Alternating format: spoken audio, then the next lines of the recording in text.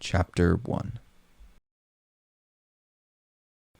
A rush of anxiety choked John Sanders as he climbed the cobblestone steps. "Deep breaths," he whispered as he lifted his face toward the 4-story, dark red brick building tucked quietly in the San Bernardino Mountains, which now towered over him. He approached the large oak doors, pulled on the long, twisted door handles that resembled slithering snakes, and stepped inside. "Close the door! Stop! Don't let her leave!" Shouts and yells rang through the hall. 10 yards in front of John, a frantic lady ran straight toward the door. Her hands clasped the handles of a nurse's cart. Her bare feet pounded against the russet floor. The cart rattled to keep ahead. "Out of my way!" she shouted at him. A round man, still a fair distance behind the woman, trotted to catch up. He heaved out short breaths of air and shouted, "Don't let her leave!" Behind him, a sturdy woman followed. The rapping of her high heels resonated through the corridor. "Watch the door! Get it closed!" John's hand still rested on the door handle. "We need the door closed," the man yelled. John obeyed, then stationed his body between the main entrance and the fast-approaching cart. The barefoot woman showed no signs of trepidation. "Get out of my way," she sneered. "Stay where you are," the man called to John, his steps slowing down to a shuffle. The woman in her cart raced ahead, heading straight toward John. His arm stretched forward. Whack! Pain shot through his knees. He turned his focus away from the pain and stared into the woman's eyes. Her pupils, surrounded by rich honey-brown irises, bounced around as if frantically assessing her situation, but her head remained perfectly still as she leaned forward and through gritted yellow teeth released a dark and heavy exhale. "Move." A strong stench of nicotine and onions burned John's nostrils. He struggled not to gag at the horrific smell. "No." His voice sounded strong, but his stomach felt queasy. Moments earlier, as he'd driven past the security gates, his breaths had been short and quick. But before opening that door, John had taken seconds to revive his composure, to think, to breathe, to be at peace. During those seconds, he'd stared at the sign, etched in a square of gray marble and set in the red brick. Clearcreek Mental Care Center, an oasis for the mentally ill. One of the few fully funded private psychiatric hospitals still in existence, and John was now joining Clearcreek's prestigious staff. In those seconds, to renew his confidence, he'd examined his appearance. Oxford shoes were polished, no visible smudges. Button-down shirt was starched and tucked into his freshly pressed khaki pants. With a quick run of his fingers through his brand-new haircut, he'd pulled his shoulders back to reach his 6-foot frame and pulled open the door with boldness and purpose, only to be overpowered seconds later by the foul breath of a raving woman. "Get out of my way." Her face trembled while the snarled auburn hair shot random paths across her head like chickens freed from confinement. She struggled to regain control of the cart, to pull it back for another ram into John's knees. "That's enough, Clarissa." The round man arrived. He grabbed her arms, then turned to look at the sturdy woman seconds away from reaching the scene. "Anita, here, take the cart." A steady, high-pitched laugh escaped a giddy and triumphant Clarissa. "I got you this time, Doc."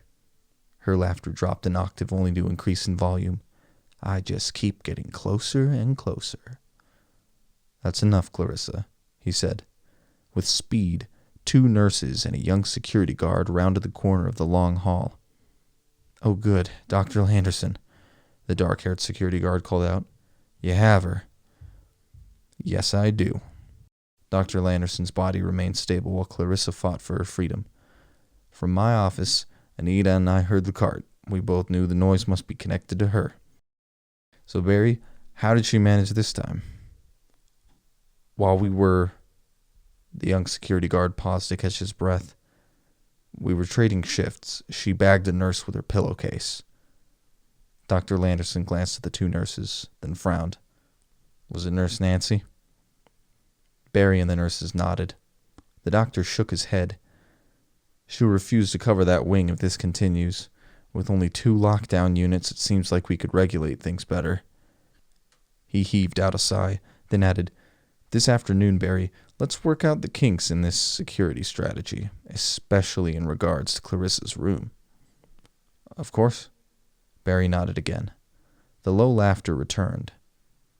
"Stop that, Clarissa," Dr. Landerson said. "You still won't be able to keep me in there, Doc." More unsettling laughter followed, only to lessen in intensity as the doctor passed Clarissa over to one of the nurses. "See what order you can restore up there. Here, take this too." Anita pushed the cart toward the other nurse. "And Clarissa, you behave yourself," Dr. Landerson added. Then he turned to John. "Sanders, right?" "Yes, John Sanders," he said, extending his hand. "Good to have you here. I'm Landerson, Gary Landerson." The doctor's handshake was firm. "And this is our manager of security, Barry Gifford. And this," he stepped back, drawing the woman into the small circle that had formed, "is Clearcreek's Wonder Woman, Anita Farnsworth." "Yes, I met Dr. Sanders when he interviewed with Dr. Gravers," she said. "That's right." Dr. Landerson turned to Anita. "Where was I?" "One of your kids' events." "Oh, yes, my oldest son. He's the local high school's president, and there was some big assembly he was a part of. And whoa, when those outgoing seniors began chanting 94, it brought back all sorts of crazy memories from my own youth. Can't grasp where the time's gone. In a year, my boy will be in college. Unbelievable." He cleared his throat. "Anyway, great moment." "Actually," John said, "Dr. Gravers interviewed me up north while I wrapped up my clinical training. I met Anita 2 weeks ago when I came to see the facility, but that day Dr. Gravers was called away due to some type of emergency." Anita tilted her head as if processing the correction. "Your visit was brief, wasn't it?" "That doesn't surprise me," Dr. Landerson laughed. "Things are tough when we're understaffed. It's good to have you here." He stepped back, breaking their circle and motioned down the hall. "Anita, set Dr. Sanders up in my office. I'll be in shortly. Just need a moment to talk with Barry." As the group dispersed, John leaned down to rub his lower right leg, still throbbing from the cart's impact. "Anita?" Dr. Landerson called back, catching John in the act. "After you've put him in my office, why don't you get him some ice? I'll be right with you, Sanders." Landerson's office was not elaborately decorated. The bookcase was half empty, most of the contents covering the office area. Volumes of books on psychoanalysis, psychotherapy, behavior modification, and drug therapy were randomly placed throughout the room. Loose sheets of paper stuck out between the pages. On the left side of the desk, a metal plaque declared owner of the scattered materials. Gary L. Landerson, Ph.D., Clinical Director of Mental Health. A picture of Landerson's family stood above the cluster of papers and books. 3 boys and 2 girls.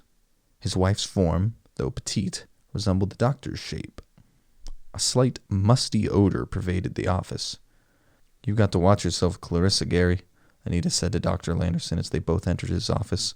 She tossed John 2 small ice packs and sat down. The cold bags did the job as John's knees quickly became numb. "To fill you in, John," Dr. Landerson shifted a few papers out of the way and settled into his chair. "Clarissa has been trying to prove to me for over a year now that she can make herself invisible and escape Clearcreek. However, she always seems to pick noisy equipment to accompany such breakout endeavors. Not like we really need to worry if she did," Anita added. "Even if she had made it onto the grounds, she couldn't get beyond the gate. And even if she did get beyond the gate, we're so far into the woods, it'd just be a matter of time before she'd be back, begging us to let her in." Dr. Landerson shook his head. "Still, her attempts are affecting other residents, making them anxious in this setting, causing discomfort and disturbances.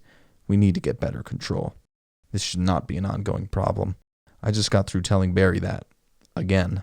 Seems like I just keep giving the same speech over and over. But enough of that. I am certain, Sanders, you aren't interested in hearing about all our little trials." Dr. Landerson widened his grin. "Let's get you started. And I want you to know, you're going to enjoy Clearcreek." He shuffled through the piles of documents covering the desk. "All right, where to begin? What should I tell you?" John's head was pounding, but he tried to sound steady and confident. "Whatever you think I need to know." Let's see. Dr. Gravers is at a convention in Florida this week, otherwise he would have welcomed you. You'll meet with him as soon as he gets back. Anita, when is that? 2 weeks from now, she said. I believe you're on his schedule for March 14th. To be associated with Dr. Gravers this early in your career, it is a great opportunity. You're fortunate, Sanders. He's done a lot for the world of mental health. I know, John said. While I was finishing up training at the state hospital in Napa, my mentor... That's right, Landerson interrupted. Dr. Collier recommended you. He and Gravers are friends, so you were considered. Collier really talked you up, which was good for you. Generally, Dr. Gravers prefers more experience. However, we're down 2 doctors right now. Dr. Landau was recently diagnosed with cancer. Looks real bad. More than likely, he won't be coming back. And our specialist for the OA group is out for a month or more due to injuries. OA? John asked. I'm not familiar. Episodic dyscontrol or organic aggressive group. Most patients in that group have a history of brain injury, or at least signs of developmental or acquired brain defects. So, Anita said, when you add brain disease with aggression, what you get is a group of patients filled with sudden explosive outbursts or uncontrollable rage. They're not too bad, Dr. Landerson said. John smiled tensely and held his breath. Is that the group I'll be working with? No, Dr. Landerson said. We thought we'd break you in easily, give you a good start. You're going to have a wonderful group of residents. Most of them are classified as either paranoid or undifferentiated schizophrenia. John's shoulders relaxed. That'll be great. We started you out small. Right now, you've got 9 patients. Great group. You'll like them. They're all at different stages of their treatment. Oh, and you've got 3 chronics. Have you worked with chronic patients before? No, mostly acute situations. I figured. Most trainees avoid chronics because they think chronics are good teaching cases. As a result, there's a slight training deficit in this area. Dr. Collier made the assignment. It's typical. So you've probably had no in-depth exposure to the kind of techniques useful for these residents. If not, study up. You'll need to adapt some of your teaching, your theories, your supervision. Also, I recommend you get educated on a biopsychosocial integration, unless you already feel confident. Okay. John's breathing was almost at a standstill. In what other ways had he not been prepared? We do a key person program here, and it has worked out great for us. Anyway, we assign the acute patients a coordinator, someone who has frequent contact with the patient, is familiar with the individual, the family, the treatment plan. Our social workers work closely with the families too, but we generally like a nurse or another staff member to have that daily contact with the patient. Also, we like the coordinator to be in frequent contact with all outside agencies the resident will be working with following their stay here. Great. Anita jumped in. We call these patients your key persons. Actually, Dr. Landerson said, you'll be so busy, you're not paired up with the acutes. Instead, your key people are the 3 chronics. That way, they won't tie up too much of your resources. See, with the acutes, we get them in, and our general goal is to have them out in 2 months. Rarely do we achieve that, but it sounds good. More often than not, it takes roughly 6 months to get them through the entire program and ready to function in society again. Yeah, I'd say 6 months before they're ready for outpatient treatment. And what about the chronic patients? John asked. Oh, chronics are a whole different experience. Most of them haven't made improvements in 2 years, if not longer. So naturally, you can expect less from them, but just try your best to include them in group therapy, and you may want to throw in an occasional therapy session when time allows. And since these are your key persons, have some type of contact with them and their family, something regular, even if minimal. Show you care. Knock, knock. A little white-haired woman popped her head into Landerson's office. Just Nurse Blanche here. Just Nurse Blanche, Dr. Landerson said. Why, Blanche, you're here to brighten my day. What can I do for you? Blanche smiled, her small eyes sinking into the wrinkled face. Well, it's about Thomas. Pencil top or pooping? Anita asked. Thomas Bass. That's pooping, Anita whispered to John. What now? Dr. Landerson scowled. The men's bathroom on the 3rd floor is out of order, and he wants to know if he can use the women's instead. Absolutely not, Dr. Landerson said. If he doesn't have a pass to leave his floor, find someone to escort him down to the 2nd floor. Of course, I figured so, but Thomas kept insisting I ask you. Well, thanks for checking. Excuse the interruption. Thank you, Dr. Landerson. Bye, Blanche. Dr. Landerson sighed loudly. I'll be glad when I'm done filling in staffing holes. Tell John about Pooping Tom, Anita said. Ah, yes, Thomas. Keeps life interesting. Loves to invent things. You've got to keep an eye on him because his inventions usually lead to mischief. What got him here in the first place is that he designed himself a plastic suit. With a helmet, right? Anita said. We certainly hope so. Anyway, he used his plastic suit to climb down the toilet holes in women's outhouses at campsites. Sick, huh? Can you imagine the poor lady who spotted him down there? Anita shivered. I've not been able to enjoy camping since I heard that story. You weren't much of a camper before, Dr. Landerson said. Well, now I'm really not. I don't know who's looking up at me during my private moment. Definite socially inappropriate behavior, John said. He claims his interest is due to curiosity and not of a sexual nature. Regardless, it's sick, Anita said. His real name is Leonard Thomas Bass, but due to where he chooses to do his peeping, we call him Pooping Tom. John tried to smile. Oh, there are plenty more stories, Anita laughed. Not now. Dr. Landerson turned to John. Where were we before that? Oh, yes, treatment plans. As I'm sure you realize, each individual's treatment plan is different, but a standard setup is a community group meeting, which brings in an entire floor or 3 wings. Those are Monday, Wednesday, and Friday. Now, with these large meetings, you'll take turns rotating with the other therapists over those wings. Then on Tuesday and Thursday, you'll conduct your small group meetings with the 9 you've been assigned to. And each one of them has their weekly individual therapy with you. Our occupational therapist, plus the technicians and nurses, take care of the patient's medical, social, educational, work-based, and recreational needs. But keep in mind you're in charge of the overall needs of these patients. Also, you'll be responsible for carrying out psychological testing for every patient in your unit, and we'll call on you often for incoming patient placement. You'll be highly valued here. Okay. John wanted to take in all this information, but his short-term mental capacity was reaching full. He needed time to process the details. Oh, and I forgot to mention, Dr. Landerson continued, for those weekly meetings with your individual patients, those you need to coordinate. Weekly for acute. Chronic, you be the judge. Anyway, those are critical meetings. That's when we determine whether we need to expand treatment schedules, how we're doing in connection with the target departure date, medication issues. You get the idea. How many residents are here? John asked. Right now, 82, Anita said. We say we have 80 beds, but at one time there were 100 here.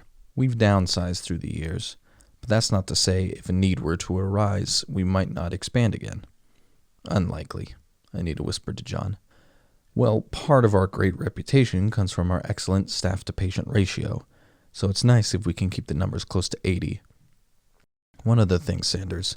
To help us cut costs, as you know, us psychiatrists tend to receive larger paychecks than you psychologists. Dr. Landerson paused to smile. Anyway, to help cut costs, Dr. Gravers has hired fewer psychiatrists. In fact, we have a total of 3, and then I get involved whenever it's necessary. But what that means is that even though, ultimately, the psychiatrists are over the units, they're spread pretty thin. So Gravers has placed you psychologists over your individual units. We only hire people who have received over-adequate training in psychotherapy. Then we have complete confidence that you can handle the majority of the overall responsibility for planning and managing the treatment plans for each patient. That way, the psychiatrists can use their time to focus on keeping all the meds in order and hopefully stabilize the individual. Our treatment plans are meant to be intense, Anita said. After the individual is stabilized with medicine and is coming down from their acute crisis, You'll be focusing on their behavior and coping skills in preparation for being deinstitutionalized. Dr. Landerson looked at his watch. All right, it's time for my lunch. Anita, give Sanders the files, reports, and any info on this group. Take him around, show him the place, get him set up in his office, and introduce him to a few of his patients, for sure at least the chronics for today. Give him whatever he needs, and, he looked at John, you know where I'm at. If you need anything, I'm sure I'll be able to help. Being colored and growing up in the South, those were hard seasons for Mary Jean Montgomery. Tough times. The small, gray-haired patient cleared her throat and continued. She met her future husband on a trip to California and never went back home. Back in the 40s, that was. Since then, she's given birth to 8 children. A lot of kids. Good thing her husband was a mighty fine salesman. With a sharp jerk to the left, Mary Jean spoke to herself. Tell them about how he worked with the Colombian cartel. She jerked right.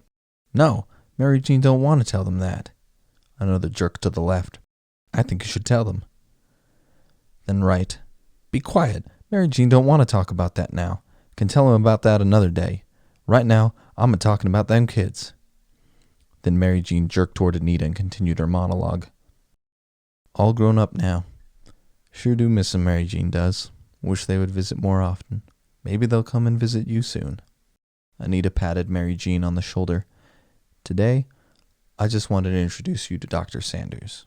Now he needs to go meet some other people. Mary Jean turned to face him. Mary Jean thinks she could like Dr. Sanders. I hope so. John patted the wrinkled hand that rested on her knee. It's nice to meet you. Mary Jean will watch for you tomorrow. Goodbye, Mary Jean. Anita shut the door. Well, your next patient is up on the 3rd floor. Are you doing okay, Dr. Sanders? Just taking everything in, he said. You're right about Mary Jean. She's got a lot to say. She'll keep you in there all day if you let her, and sometimes those discussions with herself become pretty lengthy. She seems sweet. She is. She loves everyone. You'll enjoy working with her. What a contrast from the other resident I just met. Arnie? Was that his name? Yes, Arnie's definitely more on the paranoid side. You'll always represent germs to him.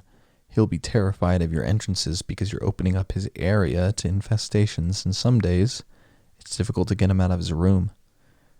And we need to make sure he doesn't steal any cleaning supplies from the nurses or janitorial crew, right? Only because he uses them to clean his room and himself, taking bleach baths, scouring his body with bathroom cleanser, washing his sheets with broken batteries, that type of stuff. He believes certain individuals are out to poison him, so if he can sterilize everything around him, he can survive. I'll remember that, John said, rubbing his forehead. When Anita stopped walking, John turned back to find her round eyes watching him. Long day, Dr. Sanders? Before he could shrug a response, she added, I'll introduce you to one more. You can meet the rest tomorrow. He gave her a safe smile. Okay. She continued down the hall, passing 2 doors before stopping again. Here's Rebecca Brownell's room. Through the open doorway, John saw a woman standing near the window. Her head was tilted to the side, with dark hair falling past her elbows.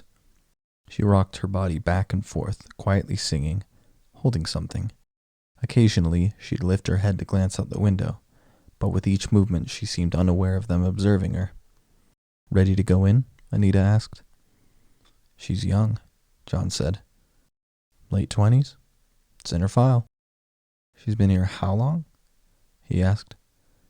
It'll be 5 years in December. I joined Clearcreek 2 months after she came.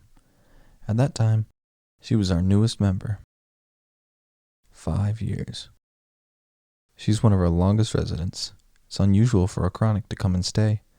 Either they're transferred here from somewhere else or a family's expected to be in an acute situation. And so if we can't do much in a year or two, they pull the patient out, turn them over to state care. Private care is just too expensive. He kept watching the patient's young form, her dark blue dress swaying back and forth, and lowered his tone. How does she afford it? For her, the funds are there. He shifted a step back, further out into the hallway. How? Anita turned to face him, but her body still lingered near the door frame. She inherited family wealth. At least for now, cost isn't an issue. John's tone slipped into a whisper. How did she end up here?